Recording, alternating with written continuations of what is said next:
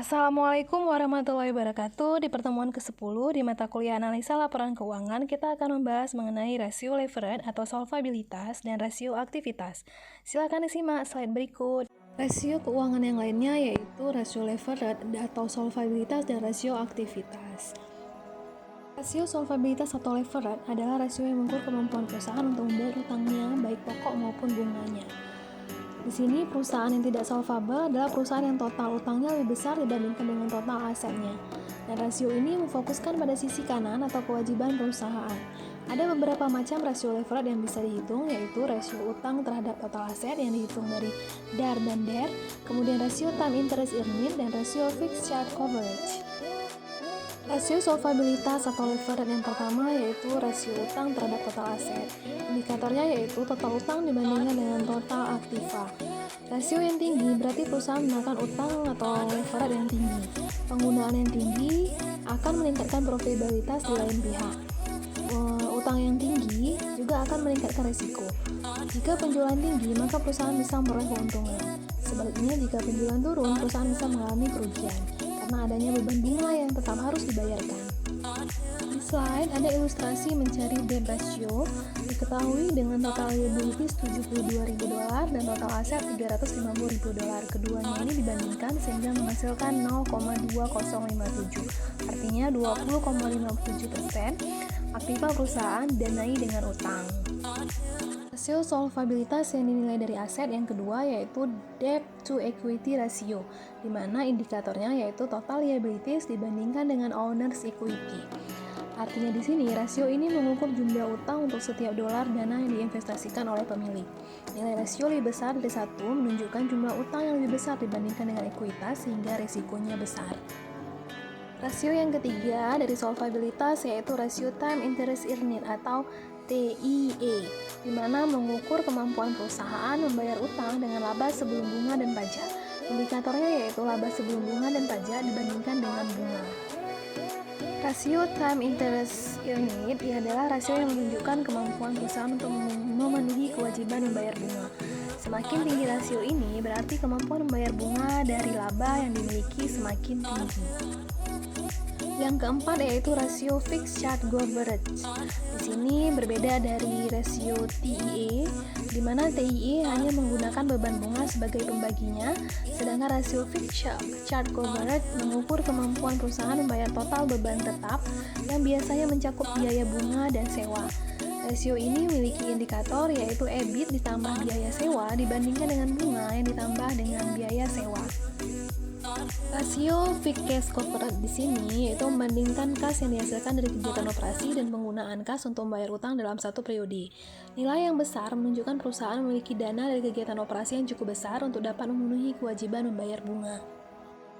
Dari penyajian tadi, kita bisa mengambil kesimpulan bahwa rasio leverage atau solvabilitas adalah rasio yang mengukur kemampuan perusahaan untuk membayar seluruh utang-utangnya, baik itu jangka pendek maupun jangka panjang. Terdiri dari 4 rasio yang dapat diukur, yaitu yang dilihat dari debt to total asset rasio, debt to equity rasio, time interest earned, dan fixed charge coverage. Saat ini ada contoh ilustrasi mengenai perhitungan rasio solvabilitas. Yang ingin ditanyakan, hitunglah debt to equity ratio dan debt to total asset dari data keuangan berikut. Silahkan kalian simak. Dari ilustrasi tersebut diperoleh jawaban mengenai rasio solvabilitas di mana debt to equity ratio yaitu total utang dibandingkan dengan ekuitas pemegang saham, di mana total utang itu berjumlah 1.454.000 dan dibandingkan dengan ekuitas pemegang saham yaitu 1.796.000, sehingga menghasilkan nilai 0,81 atau 81%. Artinya setiap 0,81 rupiah total utang itu dijamin dengan ekuitas sebesar Rp 1 rupiah, atau untuk setiap 1 rupiah yang diberikan oleh pemegang saham, kreditur akan memberikan sejumlah 0,81 rupiah untuk pendanaan atau utangnya. Dan untuk penyelesaian debt to total aset rasio yaitu total utang dibandingkan dengan total aset, di mana jumlah total utang itu adalah Rp1.454.000 dibandingkan dengan Rp3.250.000, sehingga memperoleh nilai yaitu 0,45 atau 45%. Artinya, 45% dari aset perusahaan didanai oleh utang, sedangkan sisanya 55% pendanaan berasal dari pemegang saham. Selanjutnya, kita akan membahas mengenai rasio aktivitas. Apa itu rasio aktivitas? Yaitu rasio yang melihat seberapa efektif dan efisien perusahaan memanfaatkan aktiva yang dimilikinya. Rasio ini berfokus pada perputaran aktiva yang digunakan untuk menghasilkan pendapatan. Semakin cepat perputaran, maka akan semakin tinggi penjualan. Secara alami, perputaran berbanding terbalik dengan profitabilitas. Perusahaan yang memiliki perputaran tinggi cenderung memiliki profit margin yang rendah. Rasio aktivitas diukur dengan yang pertama sekali dari receivable turnover, di mana indikator dari receivable turnover adalah net credit sales dibandingkan dengan average net trade receive, di mana rasio ini mengukur seberapa cepat perusahaan mampu menagih account receivable piutangnya dalam satu periode. Contoh ilustrasi dari receivable turnover yaitu di mana di sini diketahui jumlah net credit sales yaitu berjumlah $494.000 dibandingkan dengan average net trade receivable yaitu $20.000 ditambah dengan $17.000 kemudian dibandingkan dengan 2 mendapatkan nilai 26,70 times. Di sini artinya semakin tinggi perputaran akun receivable akan diperoleh nilai penjualan yang tinggi. Perusahaan dengan turnover yang rendah cenderung memiliki profitabilitas yang tinggi dan sebaliknya. Kemudian untuk melihat yang berhubungan dengan average age of receivable yaitu days in years dibandingkan dengan receivable turnover, di mana nilai receivable turnover itu sebesar 26,70 kali. Rasio ini mengukur jumlah hari untuk melakukan penagihan piutang, sehingga diperoleh 365 hari dibandingkan dengan 26,70 sehingga dapatlah 13,67 days. Artinya rasio ini dibandingkan dengan jangka waktu kredit yang diberikan. Perusahaan yang memiliki penagihan yang bagus memiliki rasio ini lebih kecil dari jangka waktu kreditnya. Rasio selanjutnya yaitu inventory turnover, di mana indikatornya yaitu cost of goods sold dibandingkan dengan average inventory, di mana rasio ini mengukur tingkat perputaran persediaan perusahaan. Penurunan tingkat perputaran persediaan mengisyaratkan penjualan persediaan yang semakin lambat. Berikut ilustrasi mengenai inventory turnover di mana diketahui cost of goods sold yaitu berjumlah $140.000 dibandingkan dengan average inventory yaitu $12.000 ditambah $10.000 dan dibagi 2 sehingga memperoleh 12,73 times. Inventory turnover yang tinggi menunjukkan tingkat penjualan yang tinggi. Perusahaan dengan inventory turnover yang tinggi cenderung memiliki profitabilitas yang rendah dan sebaliknya.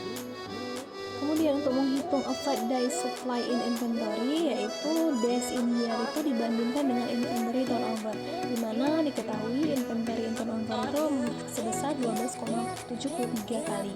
Rasio ini mengukur jumlah perputaran persediaan dalam satu periode. Average days supply in inventory yaitu memiliki indikator yaitu days in year dibandingkan dengan inventory turnover, di mana days in year itu ya 365 hari dibandingkan dengan 12,73 kali inventory turnover sehingga diperoleh 28,67 hari. Peningkatan rasio ini mengindikasikan makin bertambahnya umur persediaan. Terus selanjutnya dalam rasio aktivitas yaitu fixed asset turnover ratio, di mana memiliki indikator net sales revenue dibandingkan dengan average net fixed asset. Diketahui di sini ilustrasinya nilai net sales revenue $494.000 dibandingkan dengan average net fixed asset yaitu $288.000 ditambah $253.000 dibagi 2 sehingga dapat diperoleh nilai yaitu 1,826. Artinya semakin besar rasio ini menunjukkan perusahaan sangat efisien memanfaatkan aktiva tetap yang dimilikinya, sedangkan nilai yang kecil mengidentifikasikan perusahaan kurang mampu memanfaatkan aktiva tetapnya. Terus selanjutnya yaitu total asset turnover ratio, di mana indikatornya yaitu net sales revenue dibandingkan dengan average total asset. Rasio ini mengukur kemampuan perusahaan menciptakan penjualan dari total investasi yang dimilikinya. Berikut ilustrasi mengenai total aset turnover ratio, di mana diketahui net sales revenue bernilai $494.000 dibandingkan dengan overhead total aset yaitu $350.000 ditambah dengan $300.000 dibagi 2, dapatlah nilai 1,52. Semakin besar rasio ini mengindikasikan bahwa Aktiva dimiliki dapat optimal dimanfaatkan untuk menciptakan penjualan. Selanjutnya rasio operating cycle, di mana di sini berkaitan dengan siklus usaha, yaitu average collection period ditambah dengan average age of inventory, jumlah hari yang dibutuhkan untuk melakukan pembelian dan realisasi kas dari penjualan. Sedangkan cash conversion cycle, yaitu di mana rumusnya operating cycle dikurangi dengan payable deferral period, yaitu waktu yang digunakan untuk melakukan konversi kas. Kemudian yang terakhir yaitu rasio untuk mengukur kebutuhan working capital, di mana jumlah unit produksi per hari dikali dengan biaya produksi per unit dikali dengan cash conversion cycle. Kebutuhan modal kerja yang diperlukan pada level produksi dan biaya produksi yang ada.